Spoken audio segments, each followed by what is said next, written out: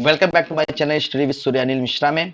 आज इस टॉपिक पर हम चर्चा करने वाले हैं वो है डिप्लोमेटिक पासपोर्ट, राजनयिक पासपोर्ट। आखिर क्यों इतने दिनों से चर्चा में बना हुआ है, आखिर यह पासपोर्ट किन व्यक्तियों को दिया जाता है और इसको देने पे उनको क्या सुविधाएं मिलती है, जिन व्यक्तियों को यह पासपोर्ट मिलता है उनको क्या ताकत मिलती है, उनको क्या छूट मिलती है, आखिर ये किन व्यक्तियों को दिया जाता है और यह पासपोर्ट कौन प्रदान करता है, सारी चीजें हम जानेंगे।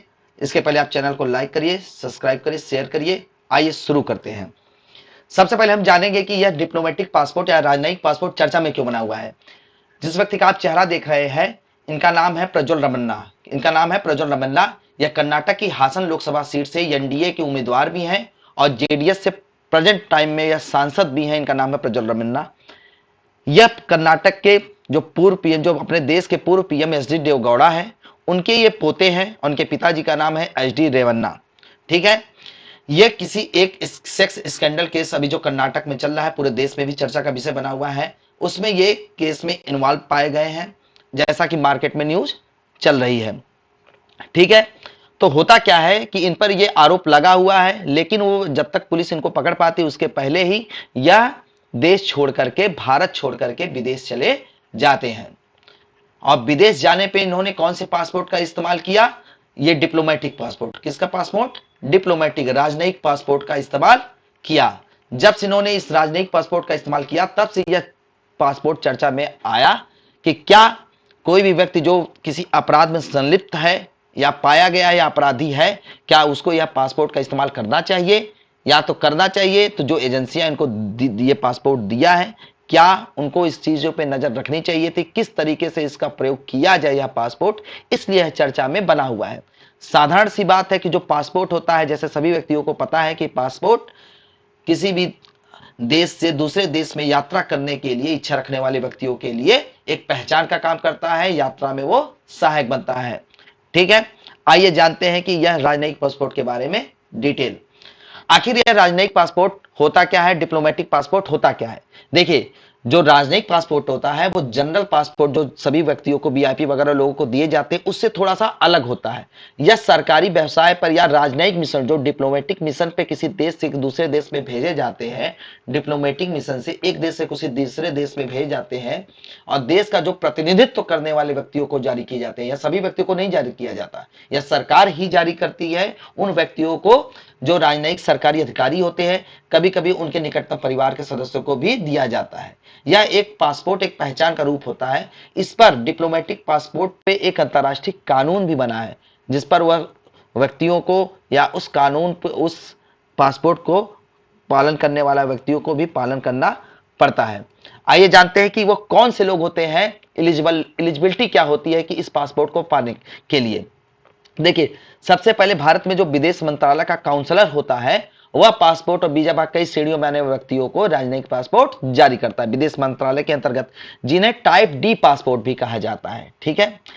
यह किन व्यक्तियों को दिया जाता है? जो भारतीय विदेश सेवा के व्यक्ति हैं, के शाखा ए तथा बी के तहत कार्य करने वाले, सरकार द्वारा नियुक्त व्यक्ति जो सरकार नियुक्त करती है कि जिनको डिप्लोमेटिक मिशन पे भेजा जाता है, अधिकारी या व्यवसाय के लिए विदेश यात्रा करते हैं, जो सरकारी काम से जाते हैं, जिसमें सरकार इनको प्रोवाइड कराती है, जिसमें से केंद्रीय मंत्रियों और संसद सदस्यों को सहित अधिकारी की यात्रा पर जाने व्यक्तियों का चयन करना। मतलब कुछ मंत्रियों को और कुछ संसदों को भी इसका अधिकार दिया जाता है कि यह डिप्लोमेटिक पासपोर्ट उनको प्रदान किया जाता है। आइए हम जानते हैं कि यह पासपोर्ट जिसको प्रदान किया जाता है, तो इसको निरस्त करने की शक्ति किसके पास है?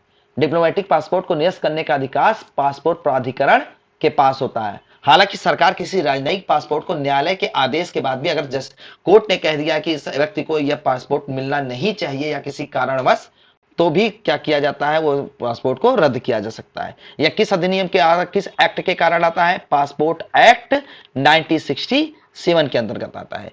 एक राजनयिक पासपोर्ट को, डिप्लोमेटिक पासपोर्ट को रद्द किया जा सकता है यदि, देखिए कारण क्या होता है, यदि धारक ने इसे गलत तरीके से, अगर कुछ चीजें छुपा करके इसके अधिकार को प्राप्त किया हो या जानकारी छिपाई हो, यदि पासपोर्ट प्राधिकरण जो कि इसको प्रदान करता है भारत सरकार का, अगर उसके भारत की उसे लगता है कि यह व्यक्ति जिसको डिप्लोमेटिक पासपोर्ट मिला है वह भारत के हितों के लिए क्या है, कुछ गलत तरीके अपनाता है, तो अभी यह क्या कर सकता है, उस व्यक्ति को आपराधिक मान करके उसको पासपोर्ट को निरस्त किया जा सकता है। आइए आगे और जानते हैं। देखिए, राजनयिक पासपोर्ट को, डिप्लोमेटिक पासपोर्ट को कवर करने वाला अंतर्राष्ट्रीय कानून क्या कहता है। देखिए, मैंने अभी पहले भी बताया कि डिप्लोमेटिक पासपोर्ट पे एक अंतर्राष्ट्रीय कानून है जिसपे बहुत सारे देश उसके सदस्य भी हैं। यह कहता है कि राजनयिक पासपोर्ट धारकों के विशेषाधिकार, उन्मुक्तियों सहित राजनयिक कानून के नियमों की रूपरेखा तैयार करता है। मतलब एक तरीके से जो डिप्लोमेटिक पासपोर्ट लोग पाते हैं उनको बहुत सारी छूट और सेवाओं का लाभ मिलता है। आइए जानते हो कौन से लाभ है।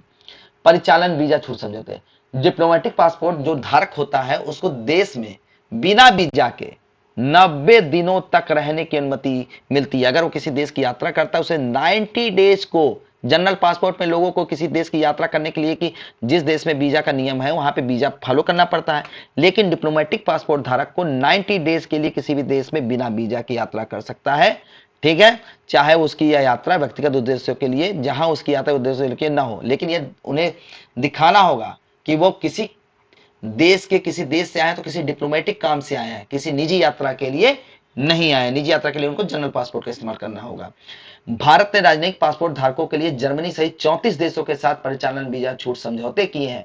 यह जो समझौते हैं डिप्लोमेटिक पासपोर्ट को, यह भारत ने जर्मनी सहित 34 देशों के साथ यह फॉलो करने के लिए जो कानून बना है उनके साथ साझा करता है। आइए और कुछ भी जानते हैं। देखिए, भारत में पासपोर्ट कितने प्रकार के होते हैं। सबसे पहले जो पासपोर्ट होता है वह साधारण पी प्रकार का पासपोर्ट होता है।